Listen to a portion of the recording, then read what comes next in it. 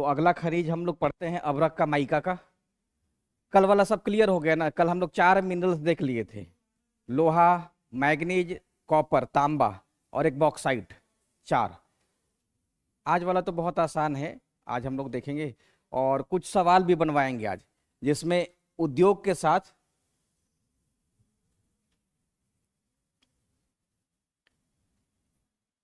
साथ मिनरल्स को जोड़ करके पूछा जाता है। तो भारत के खनिज संसाधन में आज हम लोग देख लेते हैं माइका को, अभ्रक को। अभ्रक का इस्तेमाल हम लोग करते हैं कि नहीं? जैसे कॉस्मेटिक प्रोडक्ट्स में देखिएगा तो होता है, पता नहीं चलता होगा आपको। तो भारत में अभ्रक, और याद रखेंगे कि भारत अभ्रक के दृष्टिकोण से विश्व का बहुत महत्वपूर्ण देश है। लगभग 80% माइका यहाँ पे होता है। तो अभ्रक का उत्पादन बहुत महत्वपूर्ण है और देश में इसका भंडार बहुत रिच है, बहुत रिच है भारत इसके मामले में। इसका उपयोग इलेक्ट्रॉनिक उपकरण, बिजली का स्विच देखें आप लोग, जो हाई एनर्जी कंज्यूम करता है, जैसे कि मोटर, आयरन देखे होंगे, आयरन हो गया, हीटर में भी होता है, हीटर, ताकि करंट जो है लोहा तक ना पहुंचे तो बीच में लगा दिया जाता है। बेसिकली आयरन देखिएगा ना, तो आयरन का जो पेंदी वाला होता है जगह, उसके जस्ट ऊपर में माइका का एक परत रहता है ताकि करंट नीचे नहीं लगे। सौंदर्य प्रसाधनों में भी इसका इस्तेमाल होता है और औद्योगिक उत्पादों में भी इसका उपयोग माइका का किया जाता है। बेसिकली इसका इस्तेमाल इलेक्ट्रॉनिक और इलेक्ट्रिकल और इलेक्ट्रॉनिक्स इंडस्ट्री में किया जाता है, कॉस्मेटिक्स में है, पेंट्स वगैरह में है। उपयोग आप लोगों से नहीं पूछा जाएगा, लेकिन फिर भी थोड़ा बहुत जानते रहिएगा, है ना। एरोस्पेस तक में इसका इस्तेमाल किया जाता है। तो माइका इसलिए बहुत महत्वपूर्ण खनिज है, माइका बहुत खनिज। बेसिकली आयरन ओर का हम लोग क्या प्रोडक्ट इस्तेमाल करते हैं, है ना, ठीक वैसे ही माइका को अलग अलग इंडस्ट्री प्रोडक्ट के रूप में हम लोग के पास भेज देती है। अब ये मिलता कैसे है? तो इग्नियस और मेटामॉर्फिक रॉक में यह पाया जाता है। माइका जो है पारदर्शी होता है, मतलब हम आर पार उसको देख सकते हैं, फ्लेक्सिबल, लचीला होता है, बहुत हल्का भी होता है, चमकीला होता है। होली में जो अबीर रहता है उसमें हम लोग मिलाते हैं अबरख, चमकते रहता है इसी कारण से ना। तो क्या उसको कॉस्मेटिक कहा जा सकता है? नहीं ना, कि कहा जा सकता है। अबरख में हम लोग मिला देते हैं कि वो चमकते रहे, और उस दिन श्रृंगार के रूप में होता ही है, मान लीजिए, अच्छा लगने के लिए तो लगाया जाता है, नहीं तो फिर किसी भी कलर का लोग लगा लेते। अब ये वाला आपका बहुत इंपॉर्टेंट सेक्शन है, इसी पे थोड़ा सा फोकस कीजिएगा, सवाल आने की पॉसिबिलिटी टीचर वाले में रहेगी। रंग के आधार पे माइका 4 प्रकार का होता है। एक जो सफेद होता है, सबसे बेस्ट क्वालिटी का रूबी माइका होता है, रूबी माइका सबसे बेस्ट होता है। दूसरा हो गया मस्को व्हाइट, इसी को गुलाबी अभ्रक भी कहा जाता है। एक ऐसा अभ्रक है जो काला होता है या गहरे रंग का अभ्रक होता है, उसको बायोटाइट कहते हैं। और एक है फ्लोगोपाइट, ये है हरा और भूरे रंग का अभ्रक। जैसे हम लोग कोयला में 4 प्रकार का, लोहा में भी 4 प्रकार का पढ़ते हैं, वैसे ही अभ्रक का भी 4 प्रकार है। और यहाँ से क्वेश्चन पूछा जा सकता है कि अभ्रक का कौन कौन सा प्रकार है, कौन कौन सा नहीं। तो लिख लीजिए एक बार, PDF तो मिल जाएगा, लेकिन उतार लीजिए ताकि याद रहे। रूबी माइका, इसी को श्वेत अभ्रक भी कहते हैं। पीछे कर दें, उसके बाद पीछे में कुछ नहीं है, ये सब आप लोग इंट्रोडक्शन के तौर पे आप लोग बस देख लीजिएगा, ऐसा कुछ है नहीं। नहीं वो सब मत उतारिए, फिर लंबा समय लग जाएगा। इसको बस वैसे ही पूछा भी नहीं जाएगा। जैसे हम किसी भी चीज को बताते हैं तो थोड़ा बहुत इंट्रोड्यूस करा देना जरूरी है कि माइका हम क्यों पढ़ रहे हैं। सीधा हम अगर उसके डिस्ट्रीब्यूशन पे आ जाएंगे तो पता नहीं चलेगा। थोड़ा बहुत जरूरी होता है कि आप संक्षिप्त में जानते रहें कि माइका का इस्तेमाल कैसे होता है। हम लोग का जो गीजर है ना, उसमें भी माइका का इस्तेमाल किया जाता है। मतलब करंट नहीं लगे किसी में, मतलब जहां पे करंट आ रहा है और जहां पे कोई धात्विक, जैसे कोई बॉडी है, लोहा का, स्टील का, एल्युमिनियम का, कोई भी रहे, तो उसके बीच में माइका का एक पट्टी बिछा दिया जाता है ताकि करंट नहीं लगे, तो विद्युत का ये प्रतिरोधी हो जाएगा। हाँ, रूबी माइका श्वेत सफेद अभ्रक होता है, ये सबसे बेस्ट क्वालिटी का है। सेकंड है मस्को व्हाइट। अब देखिए आयोग सवाल पूछती है कि कौन सा गुलाबी अभ्रक है। इस अभ्रक में 4 प्रकार है, अब इसमें पूछेगी आयोग कि कौन सा गुलाबी अवरक है, तो मस्को व्हाइट का रंग गुलाबी होता है। सबसे इंपॉर्टेंट रंग का पूछा जाना, एक बार सवाल पूछा गया है यूपीपीएससी में कि वह अवरक जो गुलाबी कलर का होता है तो मस्को व्हाइट होता है। और सफेद वाला अभी पूछा नहीं गया है तो इसको याद रखेंगे, सबसे बेस्ट सफेद अवरक ही है, उसके बाद बायोटाइट है और फिर फ्लोगोपाइट है, हरा और भूरे रंग का अवरक।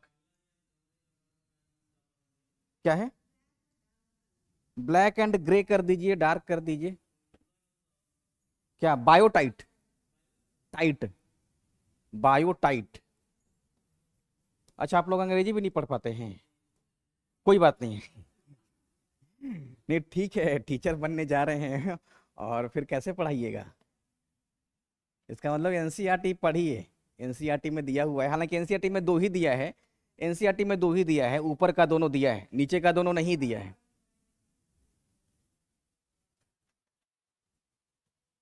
इसीलिए तो बोल रहे हैं कि एक बार यूपी में ये वाला सवाल पूछा गया है, आप लोग इसके लिए भी तैयार रहिएगा। पूछेगी आयोग कि कौन सा ज्यादा अच्छा अवरक है, तो रूबी माई का सबसे बढ़िया है, और गुलाबी अवरक को ही मस्को व्हाइट हम लोग कहते हैं। ये वाला पढ़ पा रहे हैं फ्लोगोपाइट को? उनको पढ़ गए? ठीक है। बहुत दूर से आते होंगे, बाइक लेकर के आते हैं, बाइक लेकर के आते हैं, बहुत दूर से आते हैं, उनको समझाना जरूरी है। नजदीक वाले का छूट जाए कोई दिक्कत नहीं है। अब इसका ना डिफरेंट डिफरेंट यूज है। अभी तक आप लोग क्या देखे थे? अभी तक आप लोग अबरक का एक होलिस्टिक यूज देखे थे कि अबरक कहाँ कहाँ पे होता है। अब इन चारों का अलग अलग प्रकार, चार अबरक देखे, चार प्रकार का, अब इसका अलग अलग इस्तेमाल है। वो अबरक जिसका इस्तेमाल विद्युत उपकरण वगैरह में होता है, बहुत सारा नाम लिखा रहेगा, आपको जानना नहीं है ना, तो उसमें किया जाता है रूबी माइका का। ठीक है। अब क्या है, जैसे कि अलग अलग है, कोई ऐसा अबरक दिख रहा है जिसमें मैग्नीशियम भी है और सिलिकॉन से बना होता है, इस अबरक को हम लोग फ्लोगोपाइट कहते हैं, है ना। और सबसे निम्न क्वालिटी का हो गया बायोटाइट, काले रंग का होता है, लेकिन सफेद या हल्के रूप में पाया जा सकता है ना। यह निर्माण उद्योग में, यानी कि जो मैन्युफैक्चरिंग इंडस्ट्री है उसमें इसका इस्तेमाल किया जाता है। तो थोड़ा बहुत देख लीजिएगा, कोई खास ऐसा नहीं है। कॉस्मेटिक में किसका हो गया? मस्को व्हाइट का इस्तेमाल किया जाता है। अब हम लोग इसका डिस्ट्रीब्यूशन पढ़ते हैं, वितरण कहाँ, ये आपके एग्जाम के लिए इंपॉर्टेंट है। जैसे झारखंड में है गिरिडीह, अब आपको ये सब मैप दिख रहा है, रांची दिख रहा होगा, कोडरमा, गिरिडीह और हजारीबाग, इसी बेल्ट में देखेंगे अवरक पाया जाता है, गिरिडीह, हजारीबाग और कोडरमा। तो झारखंड का मानचित्र देखिएगा, कल हम लोग ज्यादातर किसका देखे थे? हम लोग ज्यादातर देखे थे सिंहभूम का। सिंहभूम वेस्ट में भी है और सिंहभूम ईस्ट में भी है। तो सिंहभूम में क्या पाया जाता है? लोहा, आयरन पाया जाता है। हम लोग अभी कोयला नहीं पढ़े हैं ना, ठीक है।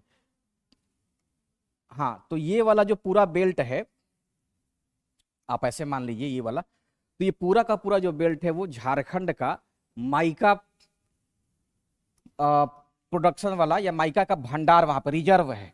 माइका रिजर्व जो एरिया है वो झारखंड का 3 जिला है, गिरिडीह है, हजारीबाग है और कोडरमा है। याद हो गया? हजारीबाग, गिरिडीह, कोडरमा। अब देखिए, एक सवाल कल पूछी थी कि घाटशिला में क्या है? क्या है घाटशिला में? कॉपर, तांबा। अलग अलग डिफरेंस हो जा रहा है ना, कि घाटशिला में लोहा नहीं है, वहां पे तांबा है। गिरिडीह, हजारीबाग, कोडरमा में न लोहा है न तांबा है, क्या है? यहाँ पे माइका है। तो ये पूरा जो क्षेत्र है वो माइका का क्षेत्र हो गया। सेकंड जो स्टेट है वो बिहार।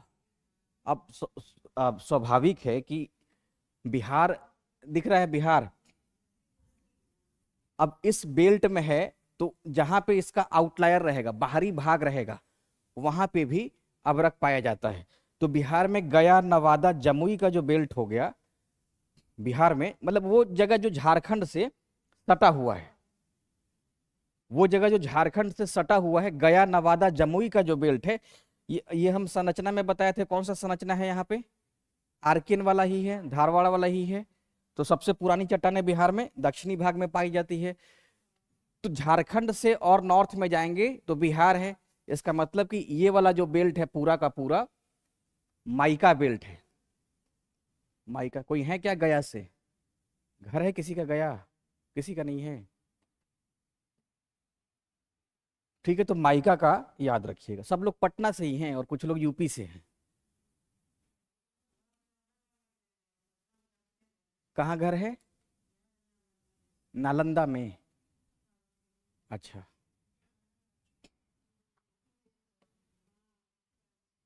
याद हो गया आप लोगों को ना। अब ऐसा सवाल आयोग बनाएगी कि बिहार के दक्षिणी भाग में माइका मिलता है, तो ये स्टेटमेंट ये सही रहेगा। और बिहार के दक्षिण पश्चिम वाले भाग में चूना पत्थर, डोलोमाइट, जिप्सम पाया जाता है। स्टेटमेंट दोनों सही है। ये वाला कॉन्सेप्ट क्लियर हो गया? कॉन्सेप्ट क्लियर हो गया ये वाला? याद हो गया? नहीं याद हुआ? क्लास में ही याद कर लीजिए, फिर आप रिवीजन कीजिएगा तो उस समय भी याद हो जाएगा। अब आंध्र प्रदेश, आंध्र प्रदेश में माइका मिलता है विशाखापट्टनम में, कृष्णा में और नेल्लोर में। देखिए विशाखापट्टनम दिख रहा है यहाँ पे, विशाखापट्टनम, उसके बाद नेल्लोर यहाँ पे दिख रहा होगा। यानी कि आंध्र प्रदेश का 3 जिला, विशाखापट्टनम, कृष्णा, नेल्लोर। कल आप लोग कुरनूल देख रहे थे, कुरनूल हो गया, उसके बाद अनंतपुरम हो गया। अनंतपुर के बारे में बताया था कि वहां पे लोहा पाया जाता है, कल बताए थे ना। तो ये उसके बाद गुंटूर वाला इलाका ये हो गया, यहीं पे आंध्र प्रदेश का राजधानी है। कृष्णा दिख रहा है, कृष्णा। तो इन जगहों पे माइका पाया जाता है। यहाँ पे विशाखापट्टनम है, यहाँ पे कृष्णा है, यहाँ पे नेल्लोर है। श्रीकाकुलम आंध्र प्रदेश में है ना। विजिंगा नगरम यहाँ पे है। इसके बाद ईस्ट गोदावरी है, वेस्ट गोदावरी है, ये आंध्र प्रदेश का डिस्ट्रिक्ट है।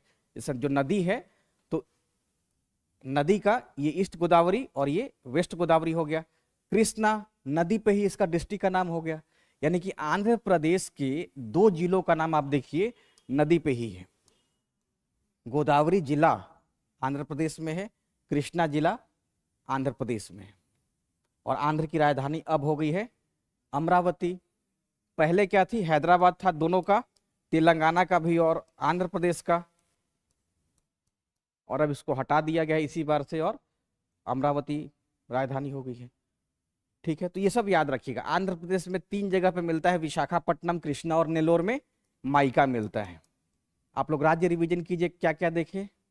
पहला देखे झारखंड, लगे हाथ बिहार भी है उसी के साथ, और तीसरा हो गया आंध्र प्रदेश, यहाँ पे माइका पाया जाता है। राजस्थान में जयपुर, उदयपुर, अजमेर और भीलवाड़ा। आपको जयपुर एकदम ये वाला लोकेशन दिख रहा होगा, जयपुर में मिलता है। भीलवाड़ा दिख रहा होगा, अजमेर दिख रहा होगा। ठीक है, तो उदयपुर कहाँ गया?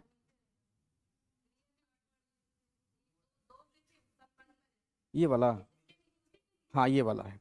यानी कि राजस्थान का सबसे दक्षिण वाला जो पार्ट है भीलवाड़ा हो गया। झालवाड़ा भी है नहीं ना? ठीक है, झालवाड़ा भी जगह है।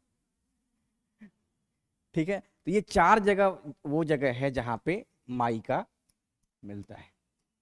तो मोटा मोटी चारों जिला का नाम याद रखिएगा जहां पे मिलता है। ठीक है, जैसे हम लोग कल राजस्थान में क्या देखे थे, हम लोग तांबा देख रहे थे, खेतड़ी में मिलता है। लोहा नहीं मिलता है राजस्थान में, लोहा नहीं ना है। उसके बाद कल बॉक्साइट देख रहे थे, उसके बाद कल हम लोग एक और मैग्नीज देखे थे। तो राजस्थान में बेसिकली तांबा के बाद आप लोग याद रखिएगा माइका भी पाया जाता है।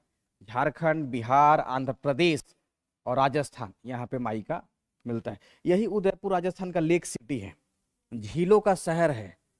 मूवी आई थी श्रीदेवी की बेटी का, क्या नाम है, तो हाँ उसकी पहली मूवी शायद थी इसी शहर पे। देखिएगा, हम जयपुर में देखे थे ये वाला सिनेमा। उदयपुर गए नहीं हैं, जयपुर से बहुत दूर पड़ता है। तो पूरा का पूरा लेक सिटी है। हीरो हीरोइन का शादी भी होता है, किसी का शादी हुआ था, दीपिका या किसी का शादी वादी भी यहाँ पे हुआ था। मतलब बहुत डेवलप सिटी है। क्या है? व्हाइट सैंड है, हाँ बहुत डेवलप है। गुलाबी सिटी तो जयपुर को कहा जाता है। नहीं, उदयपुर अलग है, केवल लास्ट में पुर लग जाने से दोनों एक ही नहीं है। जयपुर और यह है उदयपुर। फिर जोधपुर भी है। तमिलनाडु में आ जाइए, तिरुनवेली, कोयम्बटूर और तिरुचिरापल्ली। कोयम्बटूर, देखिए तिरुचिरापल्ली आप लोग को दिख रहा होगा। तो इसी तरीके से आप लोग तमिलनाडु के भी नाम को याद रखेंगे। 3 जगह तिरुनेलवेली दिख रहा है, जरूरी नहीं है, बस याद कर लीजिएगा आप लोग। तिरुनेलवेली में है, कोयम्बटूर में है और तिरुचिरापल्ली में है। ठीक है, तिरुचिरापल्ली यहाँ पे हो गया, और आप लोगों को कोयम्बटूर दिखाए थे एक बार यहाँ पे, है ना, हो गया।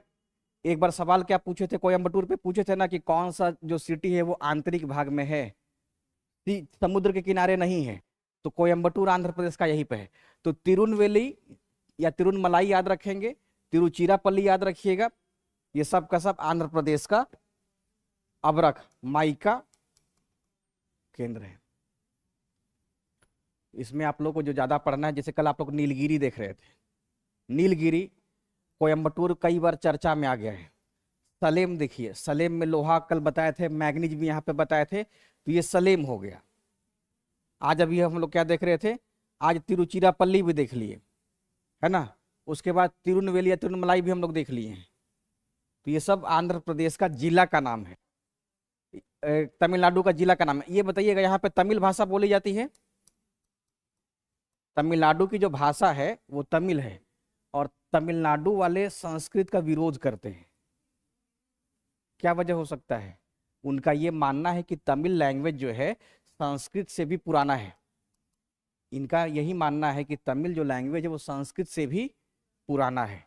एपीजे कलाम में, कलाम की जो किताब है उसमें देखिएगा कि तमिल ग्रंथ तिरुकुल का बार बार जिक्र किया गया है, तिरुकुरल का बार बार जिक्र किया गया है। तो ये साहित्य बहुत पुराना है। अब सोना पे आते हैं। माइका याद हो गया आप लोगों को? मोटा मोटी क्या सवाल पूछा जा सकता है? गुलाबी अबरख कौन सा है? फ्लोगोपाइट है, बायोटाइट है, या फिर रूबी है, या फिर मस्कोवाइट है? मस्कोवाइट ये याद हो गया। सबसे बढ़िया वाला अबरख श्वेत हो गया या रूबी हो गया। ठीक है, ये सवाल हो सकता है। झारखंड में कहां कहां मिलता है? गिरिडीह, कोडरमा और हजारीबाग।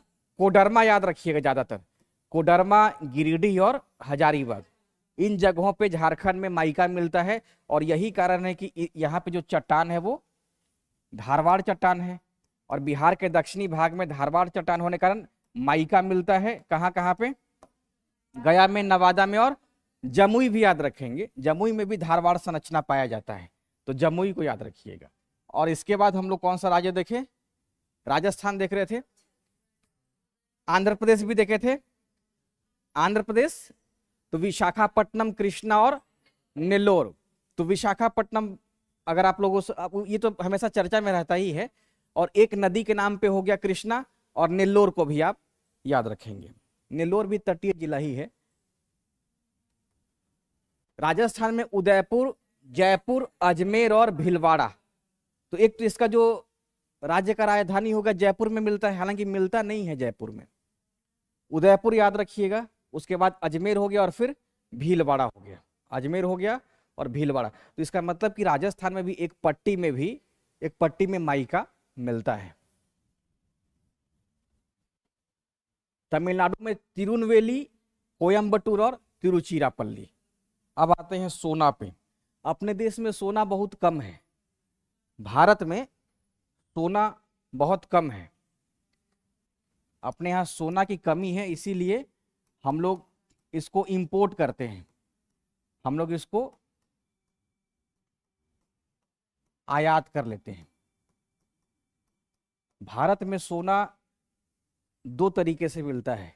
एक मिलता है चट्टानों में, यानी कि इसका जो आर्कियन और धारवाड़ चट्टानें हैं उसमें मिलेगा, और दूसरा हो गया प्लेसर निक्षेप, प्लेसर डिपॉजिट निक्षेप।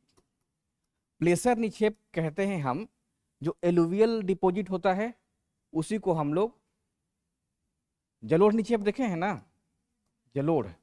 अब इसी जलोढ़ निक्षेप में सोना मिले तो उस निक्षेप को हम लोग प्लेसर डिपॉजिट कहते हैं। जैसे एक नदी का नाम है भारत में क्या? स्वर्ण रेखा। इसका नाम क्यों है?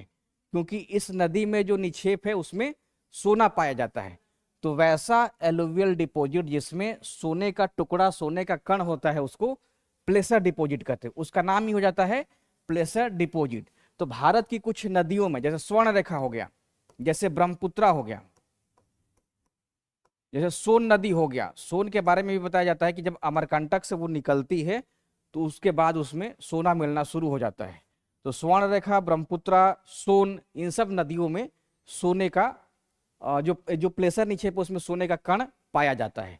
तो भारत में सोना दो तरीके से है, एक चट्टानों में भी है और दूसरा प्लेसर डिपॉजिट में है। अब याद रखेंगे, पूछा जा सकता है कि प्लेसर डिपॉजिट क्या है। तो वो डिपॉजिट जिसमें सोने का कण पाया जाता है, जिसमें सोना का कण पाया जाता है, उस डिपॉजिट को हम लोग प्लेसर निक्षेप कहते हैं। तो इन दोनों पॉइंट को भी याद रखिएगा। अब जैसे हम बता रहे हैं आपको कि कर्नाटक के कोलार क्षेत्र में सोना है ना, तो इसका मतलब है कि वहां पे प्लेसर डिपॉजिट नहीं है, वहां की चट्टानों में सोने का अंश है ना। हट्टी क्षेत्र में भी सोने का जो चट्टान है उसके टुकड़े में सोने का टुकड़ा है। आंध्र प्रदेश का रामगिरी क्षेत्र में भी सोना पाया जाता है। तो बहुत कम है अपने यहाँ जो सोना, ठीक है कि कम है, नहीं तो यहाँ सब लोग फिर सोना का बहुत उपयोग करना शुरू कर देते, पूरा का पूरा शरीर सोना से लदा रहता। तो कर्नाटक में और आंध्र प्रदेश, बेसिकली कर्नाटक आप लोग याद रखिएगा, कर्नाटक में सोना पाया जाता है, आंध्र प्रदेश के रामगिरी क्षेत्र में सोना पाया जाता है। इसके अलावे कुछ बहुत बहुत माइनर जगहों पे है, जैसे सलेम में भी थोड़ा बहुत सोना पाया जाता है। झारखंड के सिंहभूम में सोना पाया जाता है। उड़ीसा के संबलपुर, कोरापुट और केरल के कोझिकोड में भी सोने का भंडार पाया जाता है। तो इतना कम भारत में सोना मिलता है, जो मिलता है अधिकांशतः हम लोग कर्नाटक से ही लेते हैं और बाकी का हम लोग आयात कर लेते हैं, बाकी का आयात कर लेते हैं। ठीक है, याद हो गया आप लोगों को? सोना याद हो गया? सोना पढ़ के भावुक हो गए कि देश में है ही नहीं? ठीक है, नहीं है, जमुई में मिला है। हाँ, तो बिहार का जब खनिज पढ़ाएंगे तो बता देंगे। मिला है, देखा जाएगा कि वहां पे निकाला कब से जा रहा है, अभी तो निकलेगा तब ना। निकला कहाँ है? अभी तो बस केवल बताया गया है ना। अभी तो हम लोग पता कर पाए हैं, अभी हम लोग निकाले नहीं हैं। हो सकता है कि भीतर भीतर पार भी हो जाए, कोई भरोसा कोई भरोसा नहीं है। नॉर्थ बिहार में हम लोग जब भूगोल पढ़ते थे 10 साल पहले, तो मालूम चला कि गोपालगंज वाले इलाके में पेट्रोलियम का बहुत बड़ा भंडार मिला है। अभी तक वो उस भंडार का कुछ अता पता नहीं है कि उसमें निकाला जा रहा है कि क्या हो रहा है। ठीक वैसे ही जमुई का आज नहीं, 3 साल पहले ये भंडार मिला हुआ है। जब भंडार मिल गया तो खुदाई कराइए, है ना, निकाला जाना चाहिए। अभी तक कुछ आता ही पता नहीं है। कुछ नहीं तो कम से कम बाउंड्री तो घेरवा देते कि इस पूरे इलाके में सोना है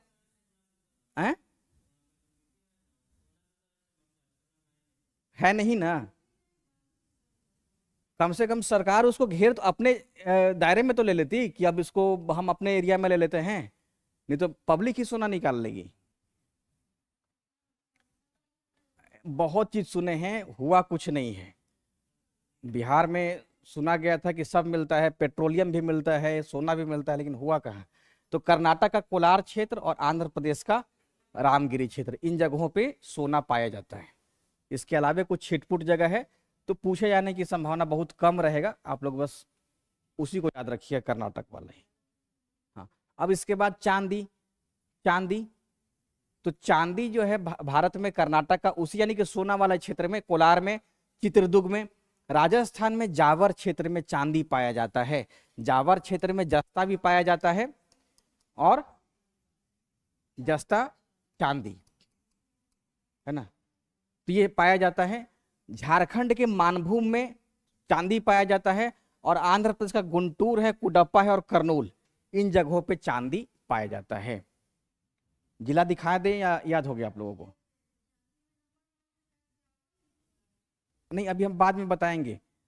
3 राज्य का नाम बताएंगे कि भारत में चांदी के उत्पादन में प्रथम 3 राज्य कौन सा है, सोना में कौन सा है ना, लोहा में कौन सा है, वो बाद में बताएंगे। हाँ, उसका ब्लॉग ना आप लोग स्पीडी देखिएगा ना, स्पीडी में दिया रहता है। स्पीडी है किसी के पास? हाँ, स्पीडी वाला देखिएगा तो उसमें एक तो खनिज का प्रथम 3 राज्य का दिया रहेगा, प्लस कृषि का 1 2 3, जस्ता zinc, Z I Zn zinc मतलब जस्ता हो गया। जस्ता क्या है, बर्तन देखे हैं आप लोग, कुकर भी लगता है कि जस्ता का ही होता है ना, कि एल्युमिनियम का होता है, उसमें जस्ता भी मिक्स रहता होगा, कोट किया जाता है ना। हाँ, अब तो स्टील आ गया कुकर में, अब ज्यादातर लोग घर में अपने स्टील का इस्तेमाल कर रहे हैं। तो चांदी का भारत में भंडार कहाँ कहाँ पे है? कर्नाटक में है, राजस्थान के जावर क्षेत्र में है, झारखंड के मानभूम में है, और आंध्र प्रदेश का गुंटूर, कुडप्पा और कुर्नूल, इन जगहों पे चांदी पाया जाता है। अब इसमें भी जो सबसे इंपॉर्टेंट हो गया कोलार, याद रखिएगा, जिसमें सोना और चांदी दोनों है, और राजस्थान का जावर क्षेत्र, इन जगहों पे चांदी पाया जाता है। और देश में यही कारण है कि दो जगह बहुत चर्चित में रहता है। तो सोना के बाद हो गया चांदी, और चांदी के बाद सीसा जस्ता। ये क्या है कि एक ही साथ पाया जाता है, मतलब भारत में सीसा, जस्ता, चांदी ये सब एक ही साथ पाया जाता है। तो राजस्थान के जावर में ही, अपने यहाँ सीसा नहीं पाया जाता है, सिर्फ और सिर्फ राजस्थान में। मतलब सीसा और जस्ता के उत्पादन में राजस्थान भारत का एकमात्र राज्य है। बाकी जगहों पे भंडार मिल सकता है, लेकिन अभी वहां पे उत्पादन नहीं हो रहा है।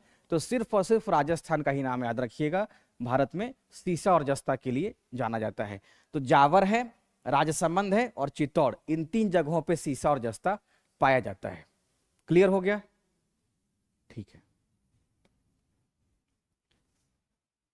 अब हीरा, हीरा तो पन्ना का याद रखिएगा, मध्य प्रदेश में पन्ना हीरा के लिए जाना जाता है। सतना भी है, हीरा के लिए जाना जाता है।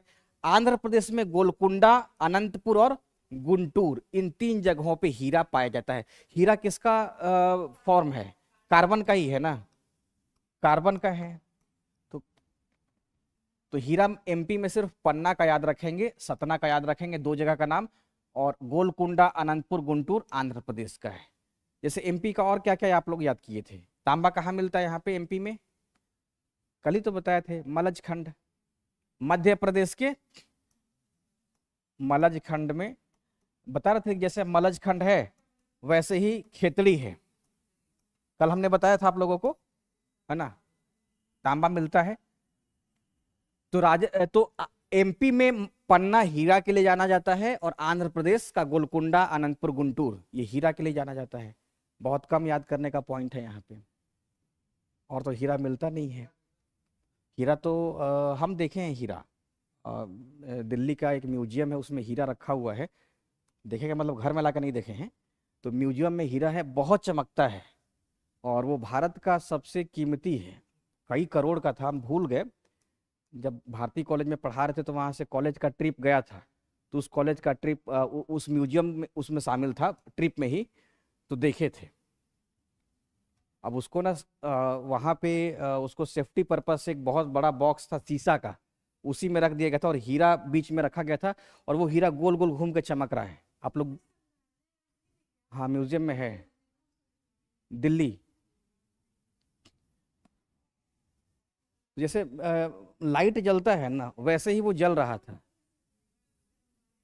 तो हीरा एमपी में पन्ना में, सतना में, पन्ना विशेष रूप से याद होना चाहिए आपको, पन्ना बहुत अच्छे से याद रखेंगे। और आंध्र प्रदेश के गोलकुंडा में हीरा पाया जाता है, ये दो जरूर याद रखिएगा। बाकी सतना, अनंतपुर, गुंटूर, ये तीनों को भी कर लीजिएगा। आते हैं यूरेनियम में, टंगस्टन भी। टंगस्टन अपने यहाँ बहुत कम है, सिर्फ और सिर्फ राजस्थान के डेगाना में पाया जाता है। अब इसमें कुछ है तो आप लोग ध्यान दीजिए, कुछ है ही नहीं तो आपको भी मन नहीं लगेगा पढ़ने में कि इसमें बहुत कम है। तो हम लोग टंगस्टन क्या कर सकते हैं, बिहार में थोड़े हो रहा है, सिर्फ और सिर्फ राजस्थान में हो रहा है, डेगाना में हो रहा है।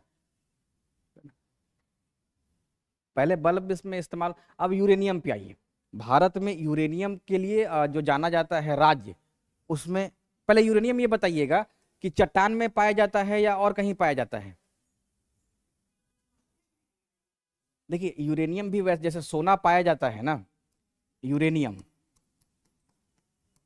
तो भारत में यूरेनियम एक तो आर्कियन धारवाड़ क्रम की चट्टानों में पाया जाता है, इसका एक हो गया रॉक्स, और दूसरा हो गया बालू। जैसे केरल का जो तट है, जो मालाबार तट है ना, तो केरल, तो वहां के बालू में भी मोनाजाइट के रूप में, है ना, मिलता है। तो केरल के बालू में भी यह पाया जाता है। जिस तरीके से आप लोग सोना देख रहे थे कि नदियों के निक्षेप में भी पाया जाता है, ठीक वैसे ही आप लोग हिस्ट्री पढ़े होंगे तो पटना के बारे में जान रहे होंगे कि पटना में भी मिट्टी में सोना पाया जाता था। बहुत सारे इतिहासकारों ने बताया है कि पटना में लोग धरती खोद खोद कर सोना निकालते थे। इतिहास में, बिहार के इतिहास में बताएंगे सर। तो यूरेनियम याद रखेंगे कि यूरेनियम जो एक महत्वपूर्ण खनिज है जो मुख्य रूप से परमाणु, है ना, यानी कि न्यूक्लियर एनर्जी के उत्पादन के लिए उपयोग होता है। और भारत में यूरेनियम का जो भंडार है, जादूगोड़ा का नाम आप लोग सुने ही होंगे। तो झारखंड राज्य के जादूगोड़ा में यूरेनियम पाया जाता है। उसके अलावे बगजाता जगह है, मोहुलडी है, ये भारत का यूरेनियम उत्पादन क्षेत्र है। जादूगोड़ा भारत का पहला यूरेनियम खदान क्षेत्र है जहां की खदानें 1967 से ही चालू हैं। इसके बाद आंध्र प्रदेश का तमलापल्ले क्षेत्र भारत का सबसे बड़ा यूरेनियम का भंडार पाया जाता है। राजस्थान के भीलवाड़ा में यूरेनियम पाया जाता है, मेघालय में वेस्ट खासी हिल में, और तेलंगाना के नलकोंडा में। लेकिन आप लोग जानते हैं कि दो जगह बहुत चर्चित है ना। जादूगोड़ा तो खूब चर्चित है, जादूगोड़ा पर ही ज्यादा सवाल पूछा गया है कि भारत में जादूगोड़ा किस लिए जाना जाता है, यूरेनियम के लिए जाना जाता है। और इसके अलावा आंध्र प्रदेश का तमलापल्लई, ये भारत में यूरेनियम का बहुत बड़ा यानी कि सबसे बड़ा भंडार है। इसके अलावा 3 छिटपुट राज्यों के नाम याद रखिएगा, एक तो राजस्थान, दूसरा मेघालय और तीसरा तेलंगाना। अब जैसे नॉर्थ ईस्ट में पूछा है कि कहाँ पे यूरेनियम का भंडार मिला है या उत्पादन, तो मेघालय में वेस्ट खासी झील में जो डोमिया सीट जगह है वहां पे यूरेनियम पाया जाता है। याद हो गया आप लोगों को। अब टंगस्टन कहाँ पाया जाता है, टंगस्टन भारत में कहाँ पाया जाता है, नहीं पता, अभी तो हमने जस्ट बताया था। और सिर्फ एक ही याद करना था पीछे, अब यही ध्यान नहीं देना होता है। डेगाना जगह है ना, तो एक ही तो याद करना था, तो क्यों नहीं याद कर रही हो आप लोग। इतना आसान है, इसमें कुछ करना भी नहीं है। सीसा जस्ता के लिए मैं देख रहा हूं किसका इंटरेस्ट है। सीसा जस्ता पीछे बताना है। अब सीसा जस्ता भी नहीं याद हो रहा है तो कब याद करोगी। सिर्फ लोहा याद करने से नहीं ना होगा, एक एक पॉइंट याद करना था, उसमें तो कुछ था ही नहीं। अब टंगस्टन राजस्थान के डेगाना में है, याद हो गया, काम खत्म। इतिहास टाइप में नहीं है, डेगाना, डेगाना, बेगाना टाइप में नहीं लग रहा है।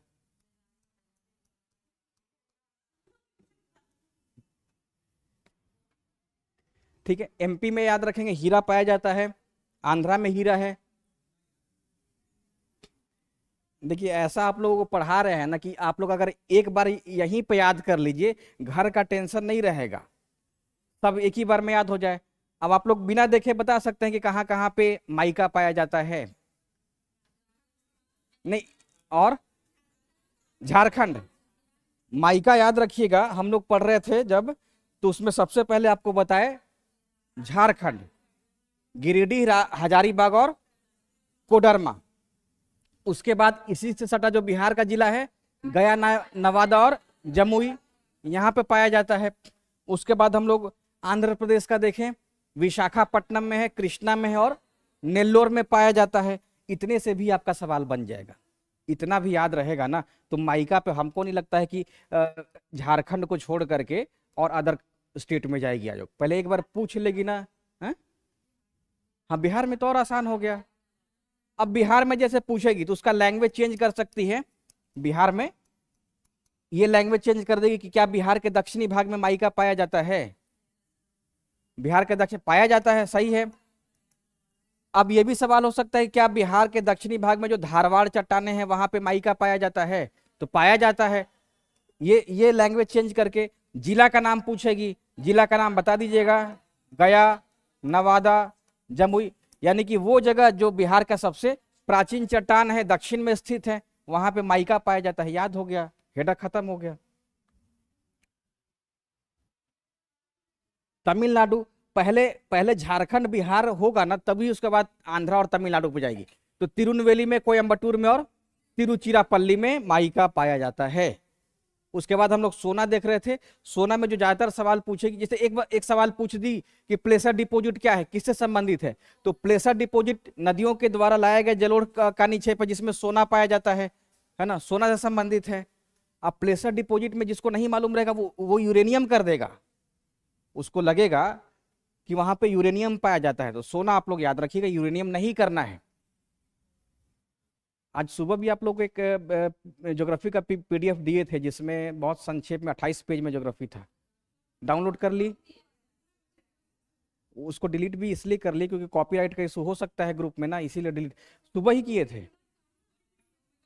नहीं, मॉर्निंग मॉर्निंग में गया था, 3 से 4 घंटे के बाद हम उसको हटा दिए थे वहां से। और वो ज्योग्राफी का पीडीएफ था 28 पेज में, बहुत शॉर्ट में था। उसमें क्या था कि सिर्फ ऐसे ब्लॉक वाइज करके ना ऐसे से दिया। वो रिवीजन के लिए बहुत अच्छा था कि आप लोग 1 घंटे में उस 28 पेज को याद करके अभी तक जितना बताए हैं वो सब आपको याद हो जाता। टेलीग्राम पे गया था, हाँ गया था, हम डिलीट वो रखी है ना, तो सेव नहीं की। अच्छा, वो फिर डाल देंगे। अच्छा, भेजवा देंगे। व्हाट्सअप का लिंक मेरे पास नहीं है, टेलीग्राम का है, इसी कारण से जो भी वो हम अपनी इच्छा से नहीं जुड़ सकते हैं।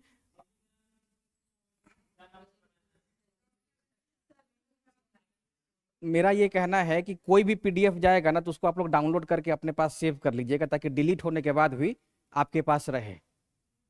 डाउनलोड करने के बाद एक ऑप्शन होता है ना सेव करने का, तो सेव कर लीजिएगा। वो भूगोल का मतलब टीआरई के लिए शानदार नोट्स है। टीआरई के लिए वो बहुत अच्छा है कि बहुत कम समय में हम जितना पढ़ाए हैं ना, वो रिवीजन आप लोग का हो जाएगा। हैं? 2 पेज पढ़ ले। अब अभी पता नहीं कहाँ पे होगा।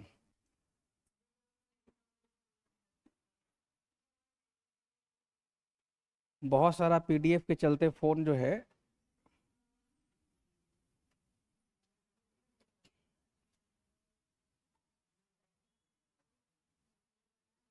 नहीं उसको हम ना लैपटॉप से डाले थे, लैपटॉप से टेलीग्राम से डाल दिए थे, इसमें नहीं है।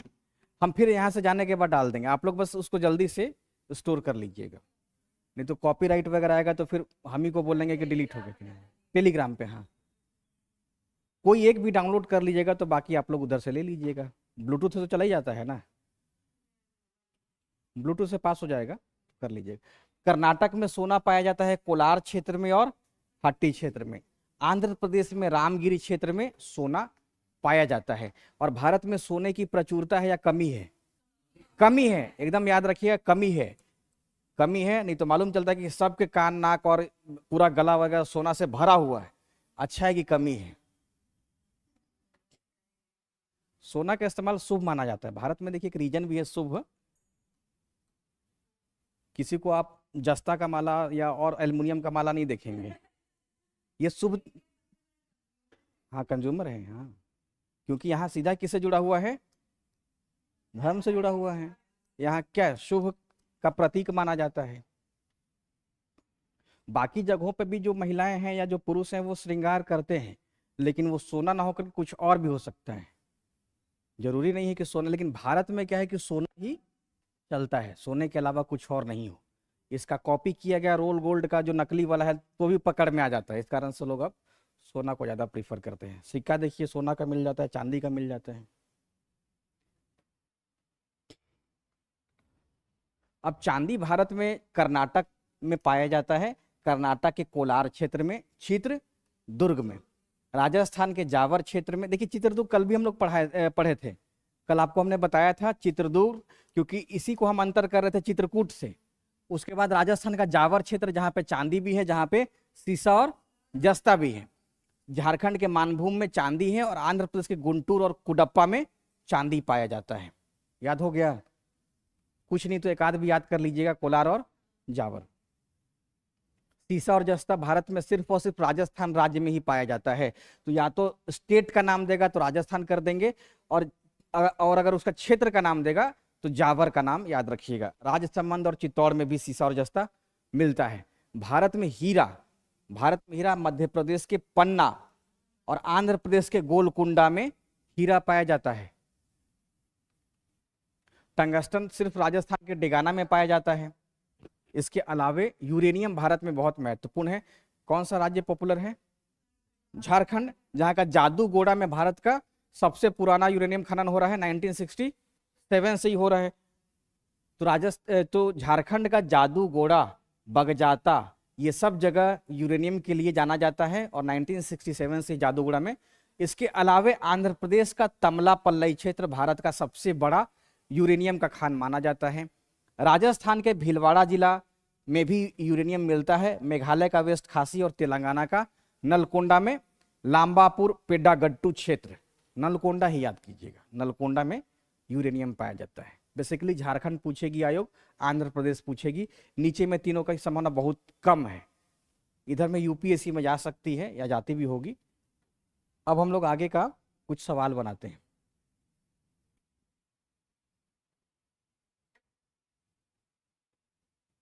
कुछ प्रश्न आप लोग बनाइएगा जिसमें खनिज पे, या कोयला पढ़ा दें, कोयला बताएं, कुछ प्रश्न बनाइए फिर कोयला पढ़ाते हैं, ताकि पता चले कि सवाल आया कैसे है। देखिए सवाल इसमें क्या है कि उद्योग से खनिज को जोड़ के सवाल पूछा जाता है, इंडस्ट्री से जोड़ करके पूछा जाएगा। हाँ, जैसे एक सवाल पूछा गया है, कैसे आपको दिख रहा है, उद्योग भी है और खनिज भी है। स्टील क्या है, इंडस्ट्री है ना, आयरन और स्टील इंडस्ट्री। यहाँ पे क्या है, मिनरल दिख रहा होगा।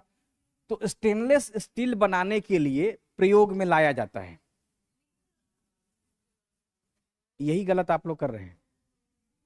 क्रोमियम और निकेल, तो भारत में याद रखेंगे या कहीं भी, भूगोल का भी हो गया, जो आसान नेचर का रहता है वो ज्योग्राफी से जुड़ा हुआ है ना, लेकिन ये केमिस्ट्री से भी जोड़ा जा सकता है। तो स्टेनलेस स्टील बनाने के लिए क्रोमियम और निकेल को आपस में हम लोग मिक्स कर देते हैं।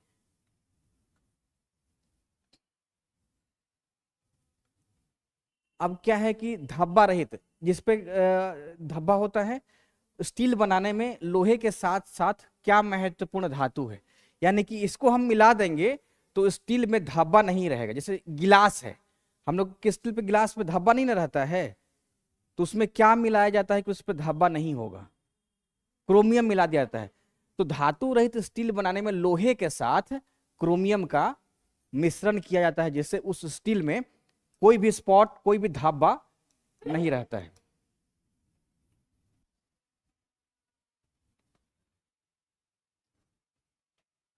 अब ये सवाल देखिए, इसकी लैंग्वेज को समझेंगे आप लोग। लैंग्वेज, भारत में कतिपय मतलब सम कुछ लौह संयंत्र, आयरन इंडस्ट्री पश्चिमी तटीय तट में से होकर के आयोजित किए गए हैं। इस उद्योग के ऐसे अवस्थिति स्थानांतरण का मतलब जो लोकलाइजेशन होता है, स्थानीयकरण का मुख्य कारण क्या है, यानी कि पश्चिमी तट पे आयरन और स्टील इंडस्ट्री है, उसके पीछे क्या कारण है। पहला यह है कि वहां पे अत्यधिक मात्रा में न्यूक्लियर एनर्जी का प्रोडक्शन होता है। गोवा और एमपी के कुछ भागों में बढ़िया क्वालिटी का लोहा है। पश्चिमी तटीय क्षेत्र से लोहा को एक्सपोर्ट करने में सुविधा होती है, यानी कि अंतर्राष्ट्रीय मांग में कमी नहीं होगा। और एक है स्पंज तकनीक, यहाँ पे बी होगा।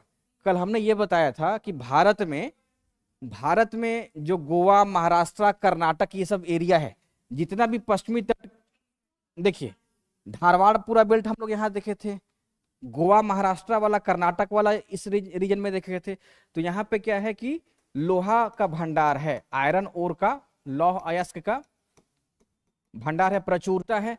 इसी कारण से भारत में कुछ लौह संयंत्र जैसे भद्रावती आयरन और स्टील इंडस्ट्री है, भद्रावती। तो इसी कारण से भारत में जो वेस्ट कोस्ट है, पश्चिमी तटीय है, वहां पे कुछ लौह कारखाना खुल गया है। तो इसको समझने में दिक्कत आ रही है ना, जानते हुए भी, पढ़ने के बाद भी, जानने के बाद भी दिक्कत आ रही है। लेकिन जब इसका आंसर मालूम चल गया तो आपको लग रहा है कि फिर ये सवाल कैसा है, आसान ही तो है, आसान है। यहाँ क्या लिखा है, पश्चिमी तटीय क्षेत्र से भारतीय लौह अयस्क की अंतर्राष्ट्रीय मांग में कमी है, इसी कारण से भारत में क्या है, लोहा इस्पात का कारखाना ही खोल दिया गया है। अगर ये ज्यादा रहता तो नहीं, तो ये स्टेटमेंट तो गलत हो जाता है, कमी नहीं है। जैसे गोवा का मरमागांव हो गया, यहां से तो लोहा हम लोग एक्सपोर्ट कर ही रहे हैं, है ना, ईरान की तरफ जा ही रहा है लोहा। तो इस कारण से भारत में कमी नहीं है। भारत के पश्चिमी तट के बंदरगाहों से लोहा का हम लोग एक्सपोर्ट करते हैं, तो बी ऑप्शन सही है। गोवा और मध्य प्रदेश के कुछ भागों में उत्तम श्रेणी का। कल हमने ये भी कहा था कि गोवा में दो जगह का नाम याद रखिएगा, एक का नाम था पिरना, पिरना और अदोल क्षेत्र है, पिरना अदोल क्षेत्र, और गोवा का पाले ओंडा।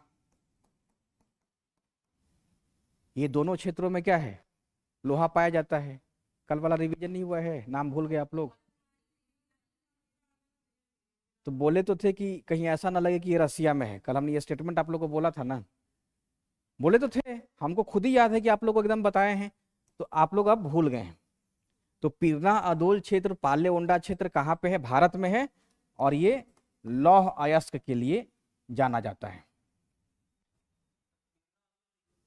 हाँ, पिरना और अदोल क्षेत्र कल ही लिख दिए थे, कल आप लोग उतारे नहीं होंगे, पिरना और अदोल क्षेत्र। और गोवा का जो लोहा निर्यात किया जाता है वो मरमा गांव पोर्ट से किया जाता है, मरमा गांव पोर्ट से। इसी कारण से ये वाला स्टेटमेंट आपको पता चल जाएगा कि ये गलत लिखा हुआ है, कमी नहीं है, बल्कि यहाँ से मांग की पूर्ति की जाती है, यहीं से पूर्ति की जाती है, इसलिए ये वाला स्टेटमेंट गलत है। हाँ, पश्चिमी तट पे ही है, पश्चिमी तट पे है।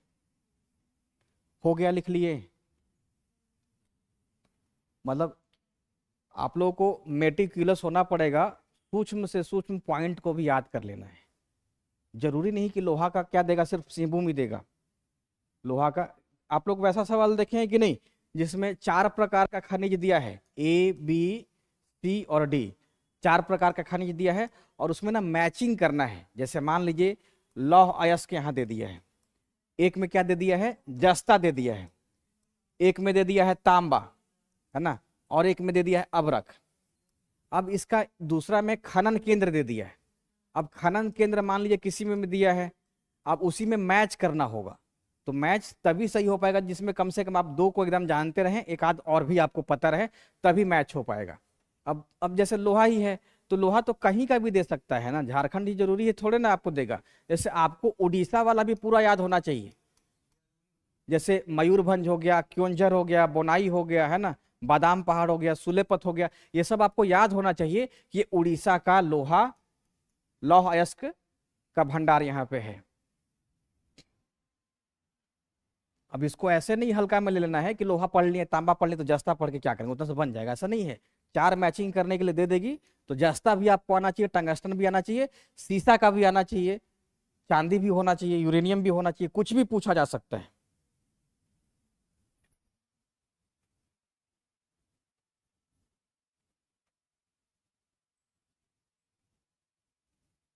कोयले की स्थानीय आपूर्ति, अब देखिए कोयला खनिज है और पूछा गया है उद्योग को नहीं है। टिस्को जमशेदपुर को, वीएसएल भद्रावती को, वीएसएल का मतलब विश्वश्रिया स्टील लिमिटेड हो गया, एचएसएल दुर्गापुर को, या फिर एचएसएल भिलाई को। है बहुत आसान, यही तो समझना है। कोयले की स्थानीय मतलब लोकल रूप से वहां कोयला नहीं मिलता है, नहीं, दुर्गापुर में तो है, रानीगंज से कोयला मिलता है, पश्चिम बंगाल में रानीगंज कोयले का भंडार है। तो भद्रावती है, देखिए कोयले का क्या है कि भारत के पश्चिमी भाग में हमने नहीं बताया था कोयला है। कोयला आप लोग जितना भी पढ़े, क्या नदियों की घाटियों में कोयला पाया जाता है। तो जो भद्रावती है वो बाबा बुदन की पहाड़ी से लोहा मंगा लिया है, बाबा बुदन की पहाड़ी से, और जितना भी उस इलाके में पर्वत है, पर्वत है, तो जो सूखी लकड़ी का कोयला है जिसको हम लोग कोक कहते हैं, कोक, तो इस कोक का इस्तेमाल करता है। चारकोल आप लोग सुने हैं नाम, चारकोल लकड़ी का कोयला, तो भद्रावती लकड़ी के कोयले का ही इस्तेमाल ज्यादातर करता है। इसी कारण से इस कारखाने को कोयले की स्थानीय आपूर्ति नहीं है। अब इसी को आप मान लीजिए कि लोहा दे दे, अब इसी में लोहा दे दे, अब आप बताइएगा कि लोहा की आपूर्ति जमशेदपुर को कहाँ से मिलता है, सिंहभूम से हो सकता है, उड़ीसा से भी हो सकता है। भद्रावती को लोहा की प्राप्ति कहाँ से होगी, बाबा बुदन की पहाड़ी से होगी। जैसे हाँ, चिकमंगलुरु जिले में है, तो बाबा बुदन की पहाड़ी से ये क्या मंगाएगा, लोहा, लोहा, ठीक है। अब दुर्गापुर कहाँ, पश्चिम बंगाल में है, भिलाई कहाँ पे है, छत्तीसगढ़ में है, ठीक है। तो इन सब जगहों पे लोहा की स्थानीय आपूर्ति है।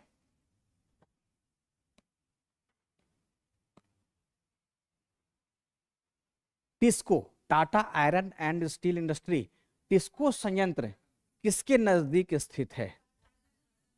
ये कैसे बता दिए? नाम से ही, नाम से ही है टिस्को। अब एक सा स्टेटमेंट इसमें गलत है, सही नहीं है मतलब गलत है। पब्लिक सेक्टर का पहला इंटीग्रेटेड इस्पात संयंत्र यानी कि आयरन और स्टील इंडस्ट्री राउरकेला इस्पात संयंत्र रूस की सहायता से स्थापित हुआ था। दूसरा स्टेटमेंट है सलेम इस्पात संयंत्र भारत में जंगरोधी स्टेनलेस इस्पात का प्रमुख उत्पादक है। महाराष्ट्र इलेक्ट्रोस्मेल्ट लिमिटेड भारत का इस्पात प्राधिकरण की समूह संघ मतलब उसका क्या है, सैटेलाइट कंपनी है।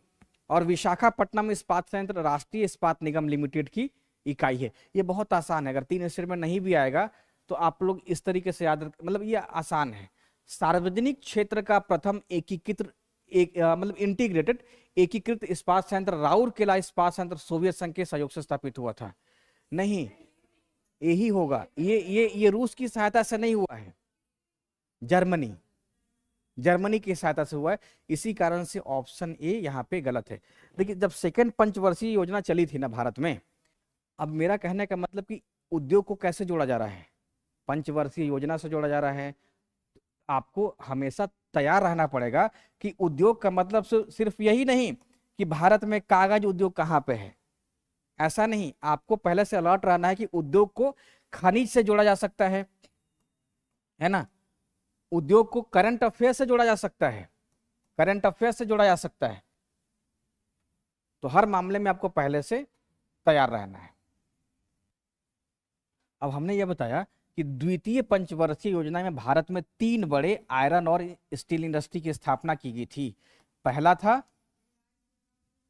भिलाई, इसी भिलाई को रसिया के सहयोग से स्थापित किया गया था। दूसरा है दुर्गापुर, इस दुर्गापुर कारखाने की स्थापना ब्रिटेन के सहयोग से हुई थी, ब्रिटेन से। और तीसरा था उड़ीसा में राउरकेला, जर्मनी के सहयोग से स्थापित किया गया था। तो इन तीनों के नाम को याद रखिएगा। इसी में कंफ्यूज करती है कि कौन जर्मनी के सहयोग से लगाया गया था और कौन ब्रिटेन के सहयोग से। आप लोग इसको लिख लीजिएगा, सब लोग लिख लिए, जिनको याद हो मत लिखेंगे, जिनको नहीं याद हो वो लिख लीजिएगा।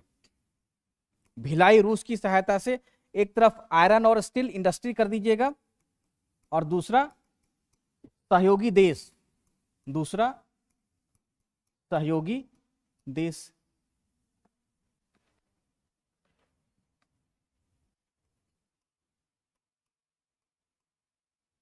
भिलाई रूस की सहायता से, दुर्गापुर ब्रिटेन की सहायता से और राउरकेला जर्मनी की सहायता से। और बगल में लिख सकते हैं आप लोग सेकेंड पंचवर्षीय योजना के समय, द्वितीय 5 ईयर प्लान में।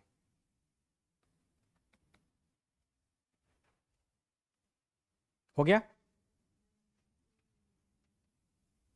सवाल यहां से भी पूछा जा सकता है, पूछा नहीं ना गया है अभी तक 1 2 3 में। अब अलर्ट रहिएगा।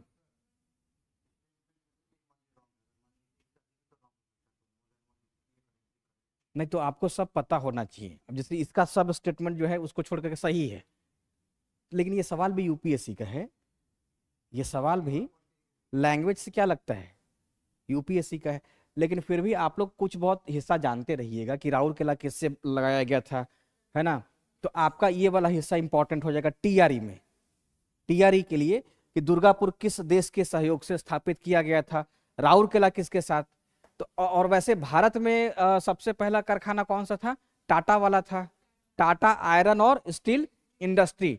इसकी स्थापना कब की गई थी? 1907 में। मतलब स्थापना क्या, इस समय से वो लोहा पैदा करना, प्रोडक्शन करना शुरू कर दिया गया था। तो भारत में पहली जो कारखाना था वो टाटा का था। अब ये बताइए कि निजी क्षेत्र यानी कि प्राइवेट सेक्टर का था या सरकारी पब्लिक सेक्टर का?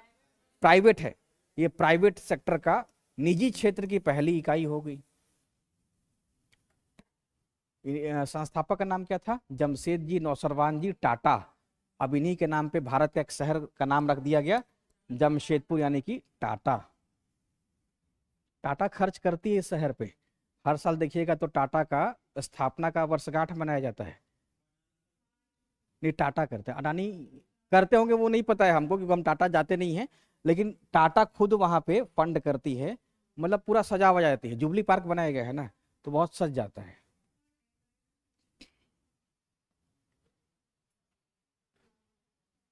भिलाई स्टील प्लांट भारत सरकार तथा निम्नलिखित में से किस एक का संयुक्त उपक्रम है? अभी आ गया सवाल, आ ही गया।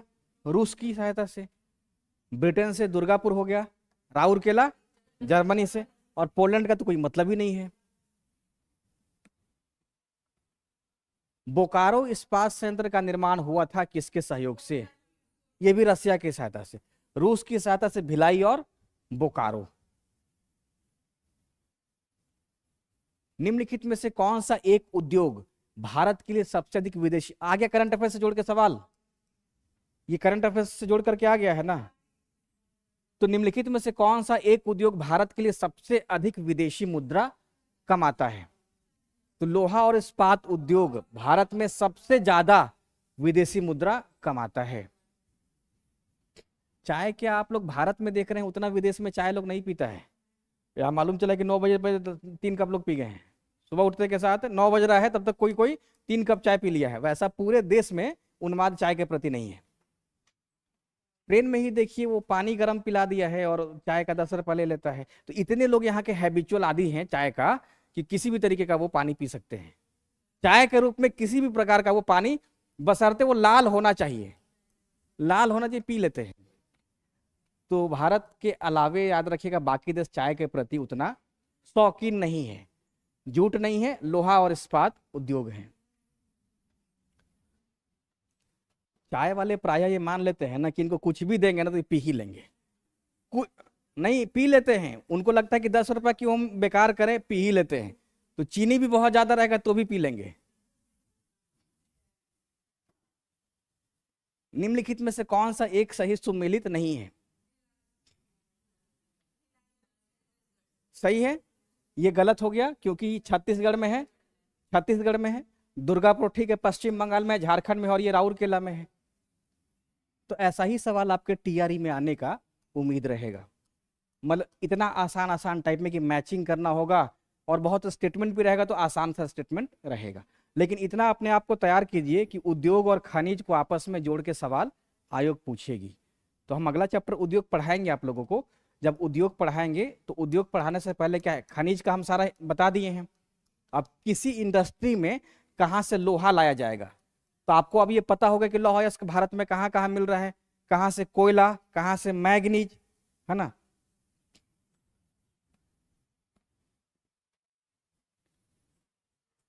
राउरकेला इस्पात संयंत्र को लौह अयस्क की कहां से आपूर्ति होती है?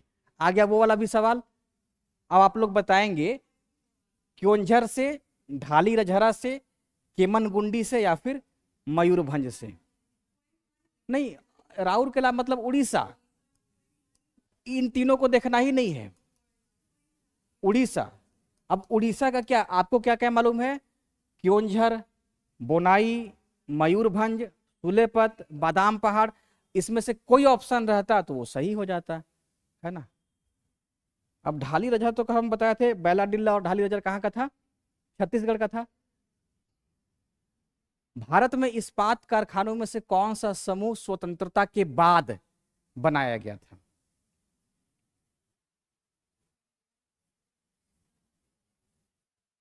स्वतंत्रता के बाद कौन सा बनाया गया था? सी है, सी है, बहुत आसान है, सी है। समूह दिया है। भारत के निम्नलिखित में से कौन लोहा और इस्पात उत्पादक केंद्रों में कौन कोयला से काफी दूर है?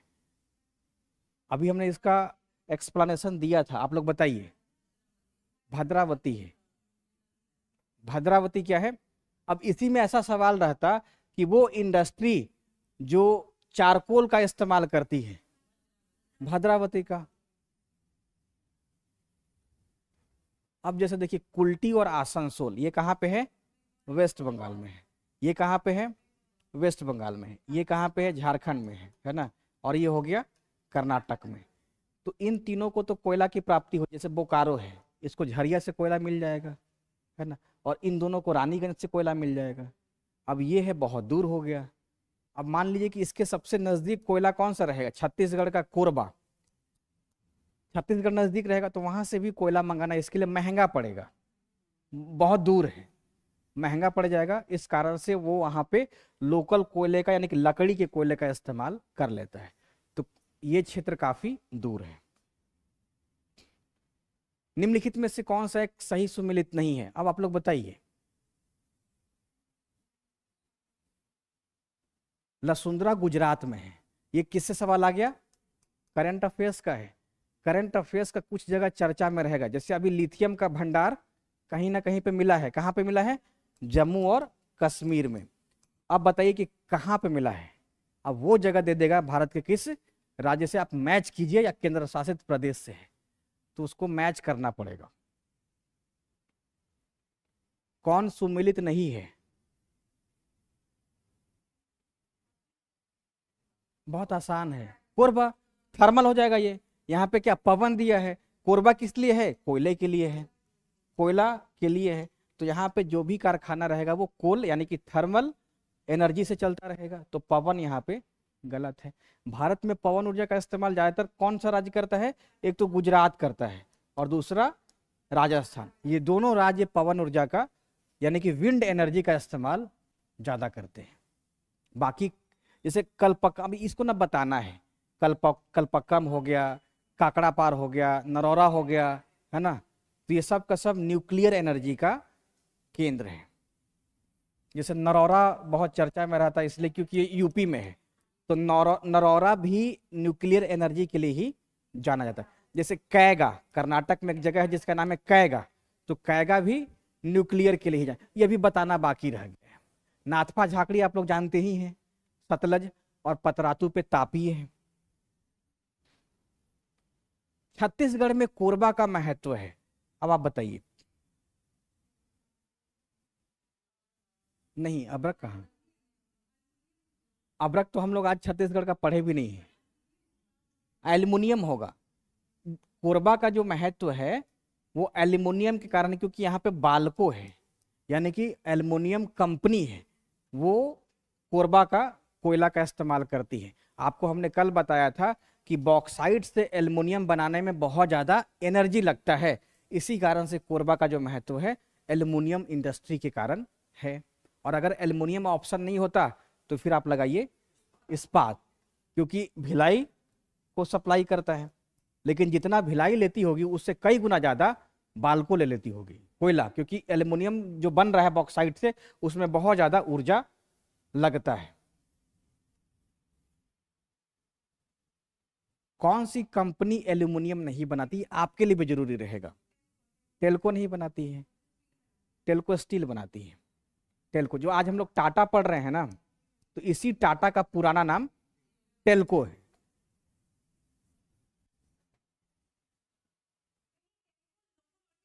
लोकोमोटिव है, लोकोमोटिव है, अब यही टाटा के रूप में अब बनाती है। हाँ, तो टाटा कहने का मतलब हम लोग मोटर गाड़ी से भी करते हैं, आयरन और स्टील इंडस्ट्री से करते हैं, तो बेसिकली आयरन एंड स्टील, तो गाड़ी उसी को हम लोग कह देंगे, ठीक है ना। इसका नाम ही अब टाटा हो गया, टाटा मोटर्स। तो ये टाटा मोटर्स कहाँ से ले रही है सारा लोहा, टिस्को से, है ना, टाटा से ही ले रही है। कौन सा सही सुमेलित नहीं है, हम अभी इसको बताएंगे। जैसे बाल्को हो गया, हिंडाल्को हो गया, नाल्को हो गया और खेतरी हो गया। बाल्को कोरबा में है, अभी हम बाल्को का जिक्र कर रहे थे, तो रायपुर में नहीं हो करके कोरबा में, नहीं छत्तीसगढ़, छत्तीसगढ़ छत्तीसगढ़ टीजी, इस वाले में आप लोग को बताया था ना। छत्तीसगढ़ में कोरबा का महत्व है, एल्युमिनियम, कौन सी कंपनी है, बाल्को, है ना, तो कहाँ पे है, कोरबा में है। अब यहाँ पे ऑप्शन क्या दे दिया, कोरबा की जगह रायपुर दे दिया है। कोरबा की जगह रायपुर छत्तीसगढ़ राजधानी है, किसका एमपी कहना था, नहीं एमपी नहीं, एमपी का तो भोपाल है ना, एमपी की राजधानी भोपाल है। और नहीं, कोरबा में है, एग्जैक्ट लोकेशन उसका कोरबा है। कोरबा एक अलग डिस्ट्रिक्ट है, कोरबा वहां का जगह है।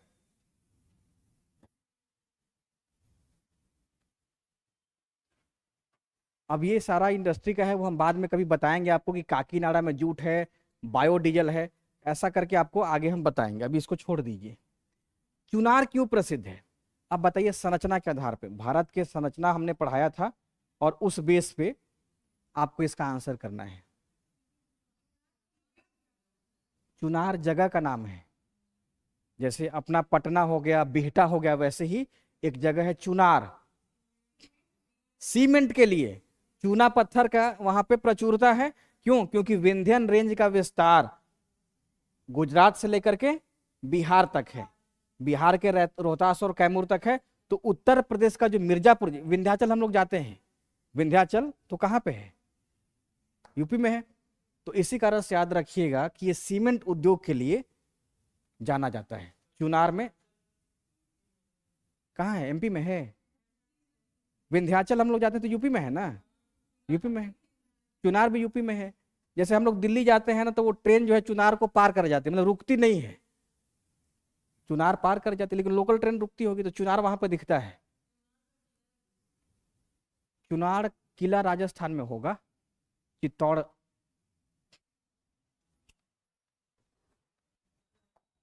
सवाल आप लोग जब बनाइएगा तो दिमाग हिल जाएगा, इसलिए इस पे मेहनत करना है। आप लोग को 2 घंटे का समय मिलेगा। कितना सवाल रहेगा? 150। कितना है? 2.5 घंटे में 150। अब देखिए, ज्योग्राफी में आप लोग का दिमाग इतना हिल गया, मैथ में क्या कीजिएगा फिर? तो अभी से ना अभ्यास करना है।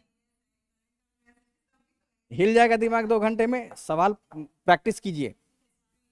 देखिए, जब भी कोई टेस्ट होता है, जब भी कोई टेस्ट होता है, तो वो टेस्ट इसलिए होता है कि आप उसमें अपनी कमियों को दूर कीजिए।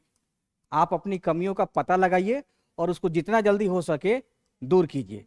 तो कमी आपको क्या दिखेगा ना कि 2.5 घंटे में ना किसी किसी का 120 सवाल बनेगा, 30 सवाल छूट जाएगा। तो उसमें क्या आपको मेंटेन करना है कि स्पीड मेंटेन करना है।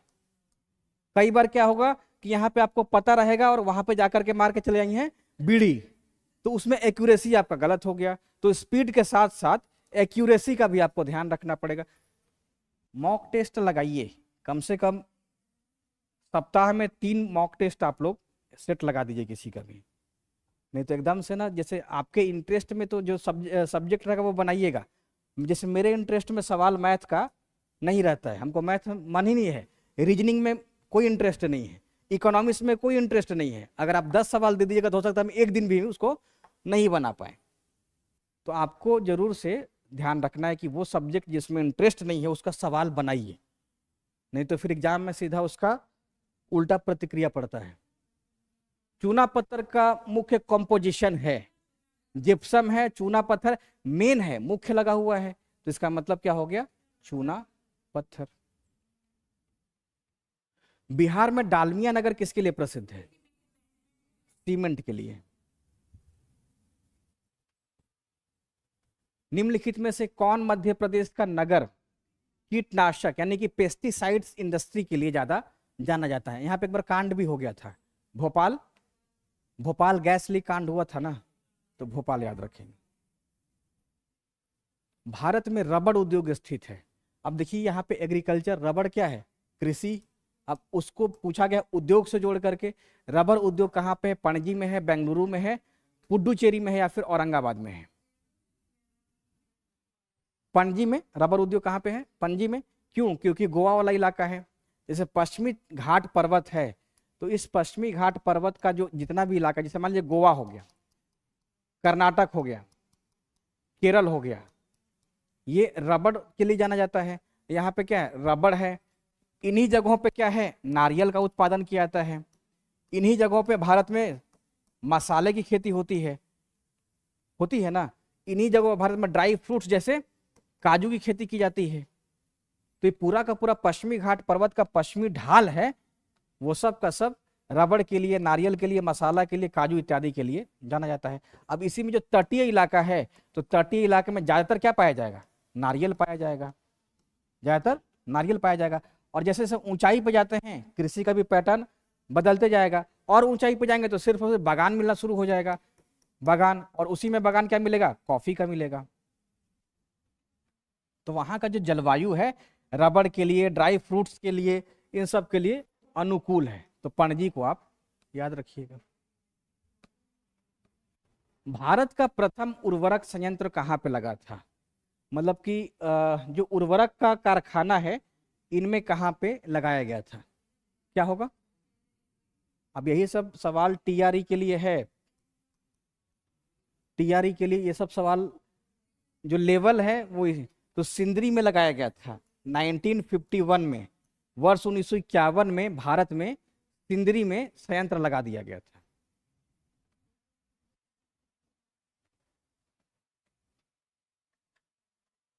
कौन सा विकल्प जो है आपस में मैच नहीं कर रहा है? आंवला उर्वरक के लिए है, नेपानगर कागज, सिंदरी तांबा नरौरा न्यूक्लियर। नहीं भी पढ़े हैं तो अभी आप लोग सिंदरी को क्या देखे थे? सीमेंट के लिए। हाँ ठीक है, तो तांबा यहाँ पे नहीं होगा। ठीक है, तांबा हो गया, फर्टिलाइजर हो गया, कहाँ पे हो गया? सिंदरी में हो गया। फर्टिलाइजर भी है और सीमेंट भी है। सहकारिता क्षेत्र में भारत का सबसे बड़ा उर्वरक कारखाना पे, सहकारिता मतलब हो गया कोऑपरेटिव, यानी कि वहां पे पब्लिक भी है और प्राइवेट भी है, दोनों के सहयोग से, पीपीपी जिसको कहते हैं। तो सहकारिता क्षेत्र में भारत का सबसे बड़ा उर्वरक कारखाना कौन सा है? ये यूपी विशेष है, फूलपुर यूपीपीसीएस, ये होगा फूलपुर। भारत का सबसे बड़ा पेट्रो रसायन कारखाना किस राज्य में स्थित है? ये अभी हम आपको पढ़ाएंगे। कहां पे? कोयला, कोयला के बाद पेट्रोलियम और उसके बाद नेचुरल गैस, प्राकृतिक गैस पढ़ाएंगे आपको। खनिज पूछा क्या गया है? कारखाना पूछा गया, कारखाना दोनों आपस में जोड़ करके पूछा जा रहा है। तो अब इसमें कारखाना पूछा गया है, कारखाना गुजरात में है। रिलायंस की जो भी बड़ी इंडस्ट्री लगाई गई है वो गुजरात में ही लगाई गई है, तो रिलायंस पे भी सवाल पूछा गया। तो आप ये कह सकते हैं कि करंट अफेयर से भी इसको लिंक कर दिया गया है, करंट अफेयर से इसको लिंक कर दिया गया है, तो गुजरात में पूछा गया है। ये नहीं ना पूछा गया है कि भारत में पेट्रोलियम का प्रोडक्शन कहाँ पे हो रहा है, ये सवाल नहीं है, कारखाना पर सवाल है। यानी कि मिनरल्स को पूछ दिया गया है उद्योग से जोड़ करके, और उसमें भी इसमें करंट अफेयर्स को जोड़ दिया गया है। रिलायंस उसमें बताएंगे, जैसे रिलायंस, जैसे केजी बेसिन हो गया, कृष्णा गोदावरी बेसिन, वहां पे क्या है? पेट्रोलियम का प्रोडक्शन हो रहा है। तो नेक्स्ट टॉपिक हम लोग का वही रहेगा, लेकिन इतना इसलिए देखना जरूरी था ना, क्योंकि खनिज और उद्योग को आपस में जोड़ दिया जा रहा है, और आप उस तरीके से नहीं समझेंगे, सिर्फ अलग अलग पढ़िएगा तो सवाल हो सकता है कि ना बने। यानी कि आसान तो आप लोग श्योर रहिए कि हम बना देंगे, लेकिन थोड़ा लेवल हाई रहेगा तो फिर आप लोग उसमें ना फंसिए, तो हम उसका अभ्यास पहले से ही करा देंगे।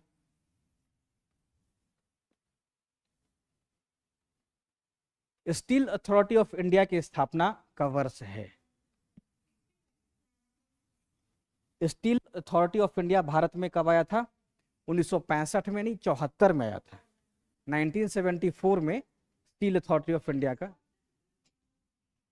स्टील इसको बोलते हैं, ACIL, वह राज्य जिसमें सबसे ज्यादा कागज का कारखाना स्थापित है। कर्नाटक, मध्य प्रदेश, उत्तर प्रदेश और पश्चिम बंगाल। सबसे ज्यादा कागज का कारखाना शायद यूपी है, यूपी। उत्तर प्रदेश में कागज का कारखाना ज्यादा है। तो कागज इंडस्ट्री में जब पढ़ाएंगे ना तो बता देंगे यूपी में कितना संख्या है, MP में कितना संख्या है। ये भी आप मान के चलिए कि करंट अफेयर्स से कहीं ना कहीं जुड़ा हुआ है। इस सवाल में भी करंट अफेयर्स दिखाई देगा। 1818 में भारत का, ये बहुत इंपॉर्टेंट सवाल, भारत का पहला सूती वस्त्र का कारखाना किस क्षेत्र में शुरू हुआ था? किस क्षेत्र में? है? और कोई? ये बहुत आसान क्वेश्चन है, ये आप लोग इतिहास में भी पढ़ते होंगे। ये पश्चिम बंगाल के फोर्ट ग्लास्टर में शुरू हुआ था। आप लोग इतिहास में पढ़े होंगे कि फोर्ट ग्लास्टर में भारत में सबसे पहला सूती वस्त्र का कारखाना लगा है। देखिए इस पे एक और सवाल आयोग पूछी है, एक और सवाल पूछी है कि भारत में प्रथम कपास, नहीं तो दूसरा सवाल है, फिर भी बताइए, कपास मिल की स्थापना किस शहर में हुई है? सेम, ठीक है, 1818 में कहां पे? कोलकाता में हुआ है। तो दोनों सवाल आपको नहीं लग रहा है कि एक ही जैसा है? भारत में पहला सूती वस्त्र का कारखाना,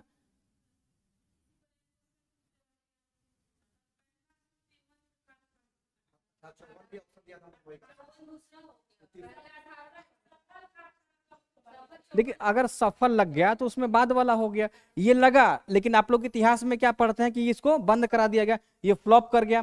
क्यों कम गया? क्योंकि पूंजी इसमें नहीं था। क्या पहला सफल और पहला सफल और पहला में अंतर है। जैसे पहला है लेकिन वो क्या हो गया? असफल हो गया, वो असफल हो गया।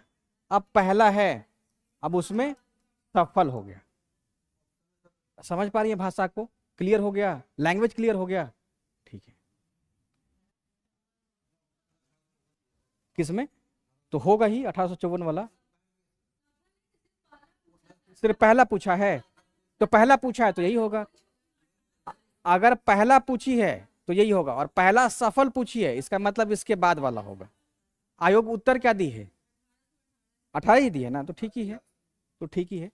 पश्चिम बंगाल के 4th क्लास में, इसका मतलब सवाल उठ गया यहाँ से ना, सवाल तो उठ ही गया आप लोग के टीआरई में। तो आप लोग इसको अच्छे से बनाइएगा, ये नहीं कि फिर कल जाकर के भूल जाइएगा। आप लोग ना पढ़ नहीं रहे हैं, सेल्फ स्टडी के नाम पे आप लोग सुन रहे हैं। कुछ भी पूछते हैं तो फिर आप लोग उस मतलब जो कल पढ़ाया गया है वो आज आप लोग नहीं बता पाते हैं। इस कारण से हम एक ही बात को एक ही क्लास में कम से कम 5 बार तो रिपीट कर ही देते होंगे। कम से कम 5 बार हो जा रहा है ना, अधिक से अधिक 50 बार हो गया होगा। आरकेएन धारवाड़ देखिएगा तो हो सकता है कि 50+। और आरकेएन धारवाड़ आप अलग स्टूडेंट से पूछ करके देखिए, जा करके कभी कंपेयर कीजिए, जो अलग, उनको ना संरचना समझ में ही नहीं आएगा।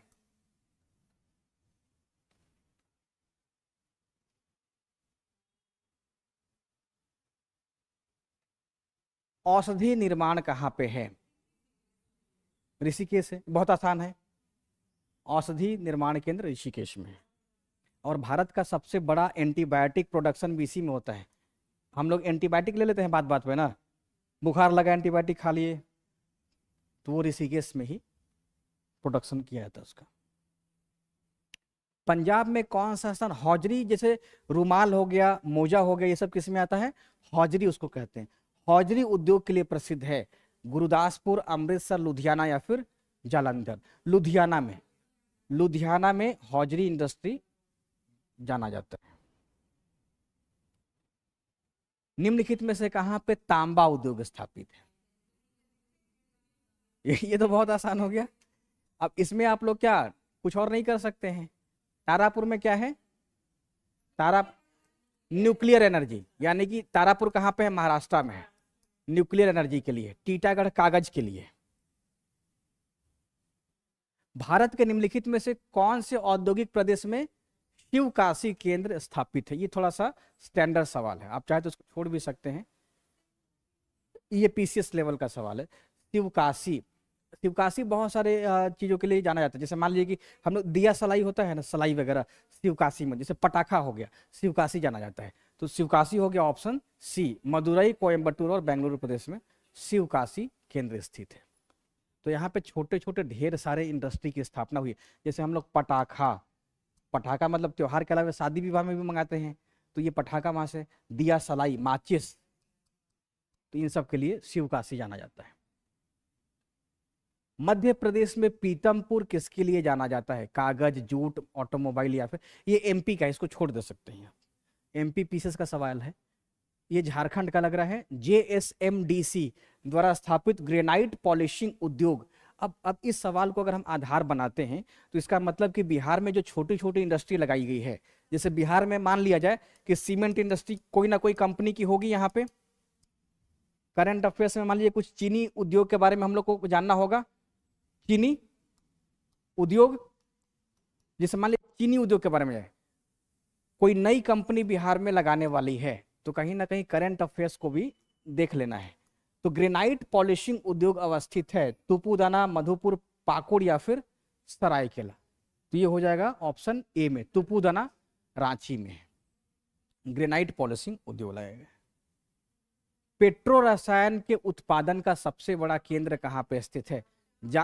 ये करंट अफेयर से नहीं जोड़ के लग रहा है, पूछा जा रहा है, क्योंकि उत्पादन तो हर साल बदलता जाएगा ना, कभी एक और रहेगा, कभी वो दूसरा रहेगा।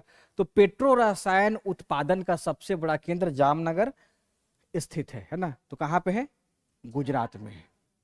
इसी में रिलायंस लगाई है अपना, जितना भी रिलायंस का लगा है ना इंडस्ट्री, वो जामनगर में ही है। रिलायंस के अधिकार क्षेत्र में सबसे बड़ा उत्पादन केंद्र। तो इससे जुड़ा कितना सवाल आप लोग बना लिए? 2 सवाल। इससे पहले वाला में भी रिलायंस वाला था ना, 2। तो देखिए कैसे सवाल आयोग पूछ रही है। एक तो गुजरात का नाम आपको याद रखना है, और दूसरा जामनगर का नाम याद रखना है।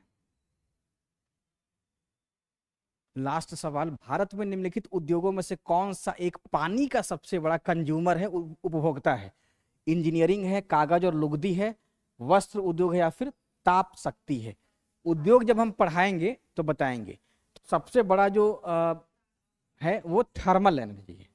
थर्मल पावर जो है सबसे बड़ा कंज्यूमर पानी का है ना। तो ये 40 सवाल आप लोग बनाए। नेक्स्ट क्लास में हम पढ़ेंगे शक्ति के साधन, जैसे कोयला, पेट्रोलियम, प्राकृतिक गैस। ये तीनों टीआरई के लिए ध्यान रखिएगा। आप लोग किसी किताब से पढ़ लीजिएगा, किसी भी किताब से पढ़ करके आइएगा। अब जैसे मान लीजिए कि एक वर्ड हम बोले दिग्बोई, तो ऐसा नहीं लगे कि ये फ्रांस में है। बहुत सारा नाम ऐसा है जिसमें आपको पहली बार सामना होगा, है ना। तो ऐसा नहीं लगे कि वो भारत के कहीं और बाहर है, सब लोकल है। तो कोयला का पूरा क्षेत्र पढ़िएगा। देखिए कोयला और पेट्रोलियम में क्या है, क्या ये दोनों अवसादी चट्टानों से पाया जाएगा, या तीनों का तीनों किससे पाया जाएगा? ये सेडिमेंट्री रॉक से, अवसादी। अभी तक आप लोग क्या पढ़ रहे थे? अभी तक आप लोग आग्नेय और मेटामॉर्फिक, इग्नियस और मेटामॉर्फिक रॉक का पढ़ रहे थे। अब आपको हम इस चट्टान में ले जाएंगे। तो इसी सब चट्टानों में कोयला, पेट्रोलियम, प्राकृतिक गैस पाया जाएगा। अब कोयला जब पढ़ाएंगे आपको तो ज्यादातर यहाँ पे नदी घाटी का जिक्र होगा, जैसे दामोदर हो गया, महानदी, सोन, गोदावरी, ये सब का सब कोल ब्लॉक रहेगा। उसी में से हम लोग देखेंगे कि सिंगरेनी कोल क्षेत्र भारत के किस नदी घाटी में और किस राज्य में है, किस राज्य में है। तो ज्यादातर शहरों का नाम या जो केंद्र रहेगा वो आपको याद रखना है। पेट्रोलियम, ये आपको स्थल पे भी मिलेगा और हम ले जाएंगे समुद्री भाग में भी। जैसे मान लीजिए कि हम कहते हैं मुंबई हाई, मुंबई हाई, तो ये पेट्रोलियम का क्षेत्र है जो समुद्र से लगभग 150 किलोमीटर दूर है। मुंबई का जो लोकेशन है ना, तो खंभात की खाड़ी में मुंबई हाई स्थित है, तट से लगभग 200 किलोमीटर दूर स्थित है। अब सवाल यह है कि समुद्र में कैसे तेल मिल रहा है? तो वहां पे भी अवसादी चट्टानें, सेडिमेंट्री। अवसादी चट्टान को हम परतदार चट्टान कहते हैं। क्यों कहते हैं? क्योंकि वो परत के रूप में रहती है। एक परत के ऊपर दूसरा परत हो गया, तो ये अवसादी चट्टान हो गया। और इसी अवसादी चट्टानों में फॉसिल्स के अवशेष जहां मिलते हैं वहां पे तेल पाया जाता है। तो समुद्र में पढ़ेंगे हम लोग कि तेल मिल रहा है किस प्रकार के चट्टानों में? सेडिमेंट्री रॉक्स में। तो इसका भी देखिएगा हम लोग पढ़ लेंगे। जैसे महाराष्ट्र हो गया, गुजरात हो गया, असम हो गया, आंध्र प्रदेश हो गया, इन सब क्षेत्रों में तेल तो पढ़ेंगे, और साथ साथ तेल का प्रोडक्शन करने वाली जो कंपनियां हैं, कंपनी पे सवाल पूछा गया ना, आप लोग देखे ही पूछा गया है, तो वो हमको आप लोगों को बता देना है। तो अब आप लोग उसको अच्छे से एक बार रीड कर लीजिएगा। जैसे क्या है कि पेट्रोलियम पढ़ के लोग कंपनी ही छोड़ देते हैं, और कंपनी जब छोड़ देंगे उस पर सवाल आ जाता है। प्राकृतिक गैस भारत में कहाँ कहाँ की जा रही है, उत्पादित की जा रही है, तो वो भी हम बताएंगे। तो एक बार आप कोई भी किताब से थोड़ा बहुत पढ़ लीजिएगा, खास करके जगह का नाम, दिक्कत ना हो। ठीक है। धारवाड़ एक प्रकार का चट्टान है भारत के वर्गीकरण के अनुसार। तो भारत में अगर हम चट्टानों का वर्गीकरण करते हैं तो सबसे पहले पृथ्वी जो थी वो आग का गोला थी। आप आग का गोला मतलब किसी भी चीज को मान लें, कोई भी आग का हम लोग गोला देखते हैं, और जैसे जैसे ठंडा होगा तो बाहरी भाग में वो सिकुड़ेगा, और सिकुड़ करके वो कठोर हो जाएगा। अब कठोर हो गया तो अब वो ठोस हो गया, तो उसमें चट्टान बना। तो सबसे पहला चट्टान क्या बना? आर्कियन। आर्कियन। अब नहीं, वो आग्नेय रॉक को बोलते हैं। हाँ, आर्कियन में चट्टानों का जब प्रकार है तो इसमें हम लोग देखेंगे इग्नियस रॉक, जैसे ग्रेनाइट, है ना। तो आर्कियन क्या है? एक चट्टानों का क्रम है, मतलब वो समय को बता रहा है। वो क्या है? जियोलॉजिकल टाइम स्केल है। इग्नियस रॉक हो गया, है ना। तो आर्कियन चट्टान बना। अब आर्कियन बन गया तो अब कई लाख साल बाद वो वैसा ही रहेगा? चेंज हो जाएगा। उसका बाहरी भाग चेंज हो जाएगा, उस पर हवा का प्रभाव रहेगा, नमी रहेगा, जल रहेगा, है ना। तो वो चेंज हो गया और उसके बाद उसका नाम दे दिया गया धारवाड़। अब इसका मतलब ये हो गया कि जो चट्टान बना, इस चट्टान का ऊपरी भाग क्या हो गया? चेंज हो गया। ये कहलाया धारवाड़। इसके बॉटम में क्या रहा? आर्कियन ही तो रहा, क्योंकि यहाँ पे अपर्दन का उतना ज्यादा इंपैक्ट नहीं पड़ा। छोटा नागपुर में कहते हैं कि आर्कियन भी और धारवाड़ भी है, तो सबसे भीतरी भाग में तो आर्कियन ही रहेगा, उसका अपर्दन तो हुआ नहीं है।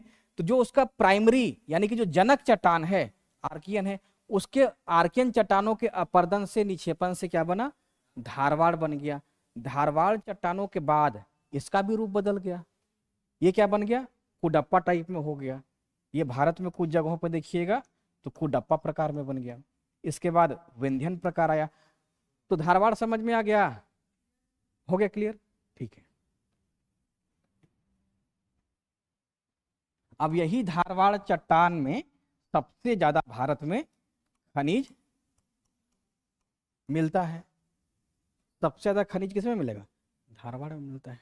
ठीक है, नेक्स्ट क्लास में आप लोगों से मुलाकात होगी और उसमें कोयला, पेट्रोलियम, नेचुरल गैस पढ़ेंगे। ठीक, समझ में आ गया ना सबको?